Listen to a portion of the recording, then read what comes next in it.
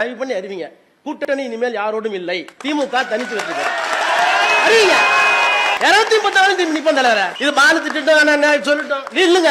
தமிழ்நாட்டை காப்பாத்தணும், வேற வழி இல்ல. தமிழ்நாட்டை காப்பாத்தணும்னா கண்டிப்பா திமுக தனி கட்சியா தான் நின்றாகணும். கூட்டணி தேவையில்லைங்கிறது தயவு செஞ்சு அறிவிங்க.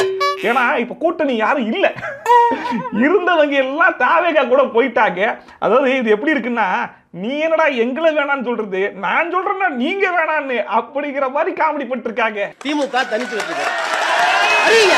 திமுக கூட்டணியிலிருந்து வெளியேறுவதாக அறிவித்திருக்கிறது மதிமுக. காங்கிரஸ் போயாச்சு, கம்யூனிஸ்ட் போயாச்சு, விசிக போயாச்சு. அதுலயும் போகும்போது வெளியிருந்து ஆதரவு சொல்லிட்டு போனாங்க. அமைச்சரவையில் பதவி கொடுத்த உடனே ஆசை யாரு விட்டுச்சு அப்படின்னு சொல்லிட்டு எதிர்கட்சி தலைவர் புலம்புனதெல்லாம் நம்ம கேட்கத்தான் செஞ்சோம். சோ அவங்களுக்கே தெரிஞ்சு போச்சு, இருந்தவங்க போயிட்டாங்க, இதுக்கப்புறம் இருக்கிறவங்களும் போயிருவாங்கன்றத முன்கூட்டியே தெரிஞ்சுக்கிட்டு நம்மளே அறிவிச்சிருவோம்னு அறிவிச்சீங்க. பாத்தீங்களா, அங்க நிக்கிறீங்க நீங்க.